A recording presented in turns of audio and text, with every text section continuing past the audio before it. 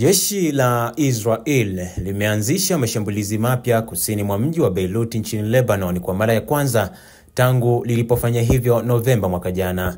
CNN imeripoti kuwa IDF imesema kuwa imelazimika kurejesha mashambulizi yake katika mji wa Beirut baada ya makombora mawili yaliyorushwa kutokea uelekeo wa Lebanon kupiga katika ardhi ya Israel. Jeshi la Israel limesema kuwa lilishambulia eneo la miundombinu ya kigaidi linalotumika kuhifadhi droni za kivita na kitengo cha anga cha Hezbollah namba 127 kilichopo katika eneo la Dahie, ambapo kunadaiwa kuwa ngome kuu ya Hezbollah mjini Beirut nchini Lebanon.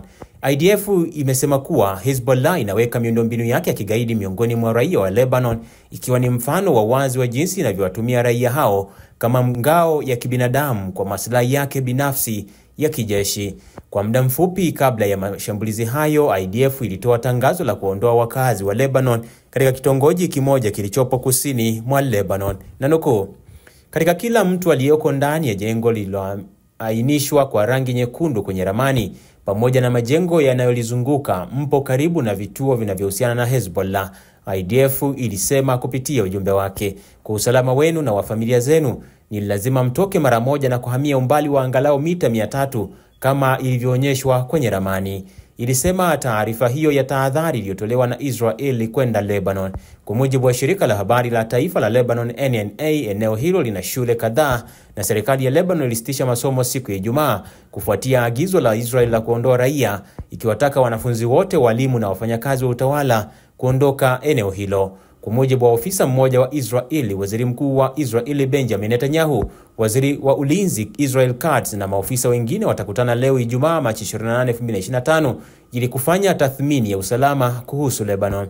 Jeshi la Israeli limesema kuwa makombora mawili yalirushwa kuelekea Israeli kutoka Lebanon siku ya leo na kusambaratisha king'ora cha tahadhari kupiga kwenye maeneo ya mpakani, huku hali ya wasiwasi ikiendelea wakati huu wa utekelezaji wa makubaliano ya kusitishwa kwa mapigano kati ya Israel na kundi la Hezbollah. Kwa mujibu wa mashambulizi hayo, Katz alisema kuwa Kiryat Shmona ya kaskazini mwa Israel na mji mkuu wa Lebanon Beirut vitashughulikiwa kwa njia sawasawa. Nanukuu, ikiwa hakutakuwa na amani Kiryat Shmona na katikati ya jamii ya Galilaya, bali hatutakuwa na amani Beirut, amesema Katz, mwisho wa kunukuu. Hezbollah imekanusha kuhusika na mashambulizi ya roketi kutoka kusini mwa Lebanon kuelekea Israel mapema ya leo asubuhi, ikisema kuwa inaendelea kuheshimu makubaliano ya kusitisha mapigano hayo.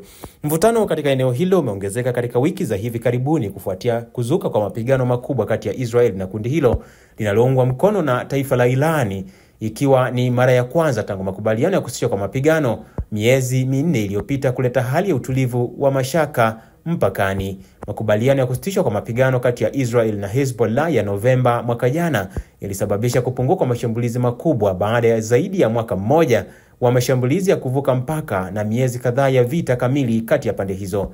Tangu makubaliano hayo, Israel imefanya mashambulizi kadhaa hasa kusini mwa Lebanon, ikidai kuwa inalenga vituo na makazi ya wapiganaji wa kundi la Hezbollah.